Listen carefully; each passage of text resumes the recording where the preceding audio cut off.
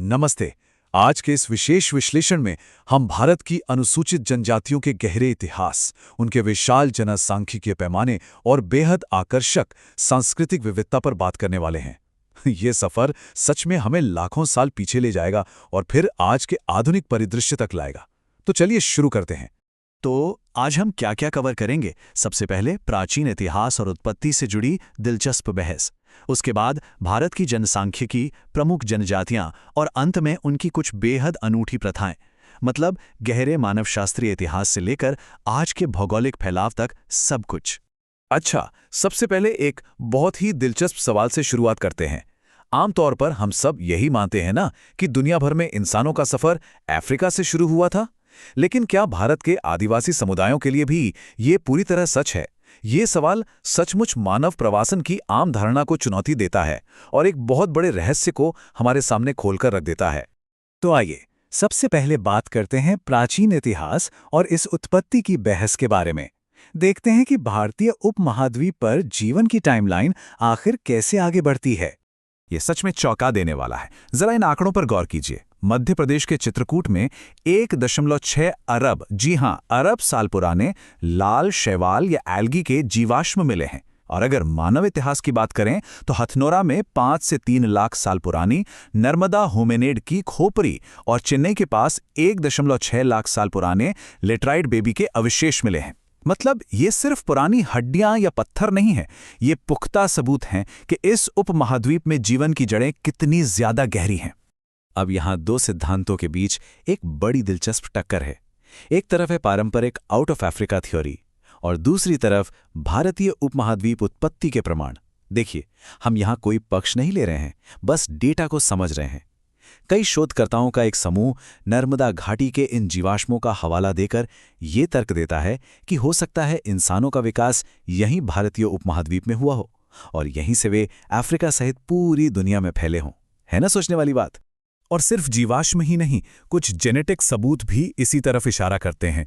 शोधकर्ताओं का मानना है कि मात्र आनुवांशिक हैप्लोग्रुप यानी maternal genetic haplogroup L1, L2 और L3 असल में अफ्रीका जाने से पहले भारत में ही उत्पन्न हुए थे। इसके अलावा मुंडा और संथाल जैसी जनजातियों की 70,000 साल पुरानी ऑस्ट्रो एशियाटिक भाषाएं भी इस बात का बहुत बड़ा सबूत मानी जाते हैं कि यहाँ आदिवासियों की मौजूदगी बेहद प्राचीन और पूरी तरह से स्वदेशी है। अब इस गहरे प्राचीन समय से थोड़ा बाहर निकलते हैं और आज के जनसांख्यिकीय परिदृश्य की ओर चलते हैं। चलिए देखते हैं कि इन प्राचीन वंशावलियों का आधुनिक डेमोग्राफिक फुटप्रिंट कैसा दिखता है। यहाँ जो बात सबसे ज्यादा प्रभावित करती है वो है इसका विशाल पैमाना, 8.6%। 2011 की जनगणना के अनुसार भारत की कुल आबादी का 8.6% हिस्सा आदिवासी समुदायों का है। जरा सोचिए, ये कोई छोटा मोटा आंकड़ा नहीं है, ये करोड़ों लोगों की एक विशाल, जीवंत और सांस्कृतिक रूप से बेहद समृद्ध आबादी है। अगर हम इन आंकड़ों को थोड़ा और करीब से देखें तो भारत का सबसे बड़ा जनजातीय समुदाय भील है। इनकी आबादी लगभग 1.7 करोड़ है, जो मुख्य रूप से मध्य प्रदेश, गुजरात और राजस्थान में फैले हैं। इसके ठीक बाद आते हैं गोंड, जिनकी आबादी 1.3 करोड़ है। सच कहूं तो इन्हें सिर्फ संख्याओं के रूप में नहीं देखना चाहिए, ये अपने आप में किसी राष्ट्र के भीतर बसने वाले एक विशाल और संपन्न राष्ट्र जैसे हैं, जिनका अपना एक बहुत ही समृद्ध इतिहास है। अब मानवशास्त्रीय डेटा के इस विशाल जाल को थोड़ा आसान बनाते हैं। इसे मुख्य रूप से 3 प्रजातियों में बांटा जा सकता है। पहला, पूर्वोत्तर भारत में पाई जाने वाली मंगोलॉयड प्रजाति, जिसमें गारो और डफला शामिल है। दूसरा, अंडमान द्वीप समूह की नेग्रिटो प्रजाति, जैसे जारवा और ओंगे। और तीसरा, भारत के मध्य और दक्षिणी भाग में प्रोटो ऑस्ट्रोलॉयड या पूर्व द्रविड़ प्रजाति, जिसमें भील और गोंड आते हैं। ये वर्गीकरण पूरे भारत के नक्शे पर इन समुदायों को समझने में बहुत मदद करता है। चलिए आगे बढ़ते हैं और भारत की प्रमुख जनजातियों और उनके राज्यों पर नजर डालते हैं। एक छोटा सा भौगोलिक दौरा करते हैं।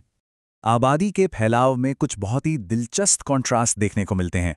जैसे अगर हम कुल जनसंख्या की बात करें तो भारत की सबसे अधिक यानी 21% जनजातियां अकेले मध्य प्रदेश में रहती हैं। लेकिन अगर किसी राज्य की अपनी आबादी के प्रतिशत की बात करें तो लक्षद्वीप सबसे ऊपर हैं। वहां की 94.8% आबादी आदिवासी है। और इसके बिल्कुल उलट, क्या आप जानते हैं कि पंजाब, हरियाणा और दिल्ली जैसे कुछ राज्य ऐसे भी हैं जहां कोई अनुसूचित जनजाति निवास ही नहीं करती? बिल्कुल शून्य।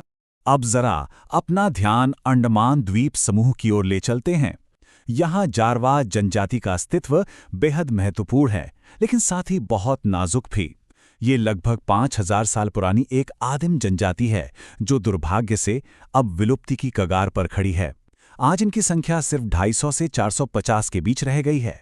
जारवा और शोम्पेन जैसी जनजातियों की ये स्थिति हमें सोचने पर मजबूर करती है कि इस प्राचीन विरासत को बचाना आज कितना जरूरी हो गया है। अगर हम भारत के पूर्वोत्तर हिस्से की बात करें तो वो जनजातीय संस्कृति का एक बहुत बड़ा और विविधता से भरा केंद्र है। असम में बोडो, मेघालय में गारो और खासी, अरुणाचल प्रदेश में डफला और मणिपुर में कुकी और नागा जनजातियां रहती हैं। इन राज्यों का सांस्कृतिक जीवन और इनके रीति रिवाज इतने ज़्यादा अनूठे हैं कि हमारे संविधान में भी इनकी सुरक्षा के लिए अलग से विशेष अनुसूचियों का प्रावधान किया गया है। अब हम अपने इस विश्लेषण के अंतिम खंड की ओर बढ़ते हैं, अनूठी जनजातीय प्रथाएं। आइए कुछ बेहद विशिष्ट और आश्चर्यजनक सांस्कृतिक रीति रिवाजों को जानते हैं। इसमें एक परंपरा तो सच में आपको हैरान कर देगी। हम सब दिवाली को रोशनी, पटाखों और खुशी के त्योहार के रूप में मनाते हैं, सही कहा ना? लेकिन उत्तराखंड और उत्तर प्रदेश के तराई क्षेत्रों में रहने वाली थारू जनजाति के लिए ये बिल्कुल अलग है। वे लोग दिवाली को शोक के रूप में मनाते हैं। इस दिन वे अपने मृत परिजनों का पुतला बनाते हैं और उन्हें श्रद्धांजलि देते हैं। यह एक बहुत ही मार्मिक परंपरा है जो उन्हें बाकी सबसे एकदम अलग बनाती है। पूरे भारत में ऐसी अद्भुत विविधताएं भरी पड़ी हैं, जैसे उत्तराखंड की जौनसारी और दक्षिण भारत में नीलगिरी पहाड़ों की टोडा जनजाति में आज भी बहुपति विवाह की प्राचीन प्रथा मौजूद है। वहीं झारखंड की हो जनजाति में शादी के तरीके बहुत अलग हैं। बातचीत से होने वाले विवाह को आंडी कहते हैं और अपहरण द्वारा विवाह को ओपोर तिपी। और उत्तराखंड यूपी की भोटिया जनजाति को ही देख लीजिए, वे ऋतु प्रवास करते हैं, मतलब सर्दियां आते ही पहाड़ों से नीचे घाटियों में आ जाते हैं और गर्मियां आते ही वापस ऊपर पहाड़ों पर लौट जाते हैं।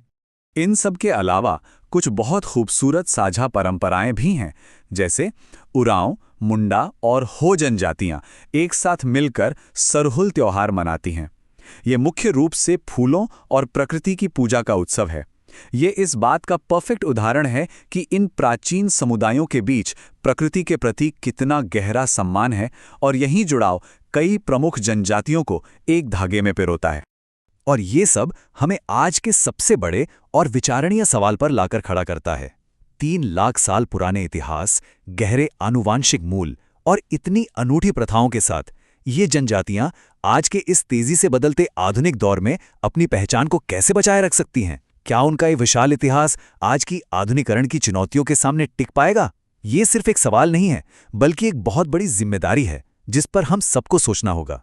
तो इस महत्वपूर्ण विचार के साथ हमारा आज का ये विश्लेषण यहीं समाप्त होता है। हमें उम्मीद है कि इस चर्चा से इन प्राचीन और जीवंत संस्कृतियों के बारे में आपको कुछ नया और दिलचस्प जानने को मिला होगा।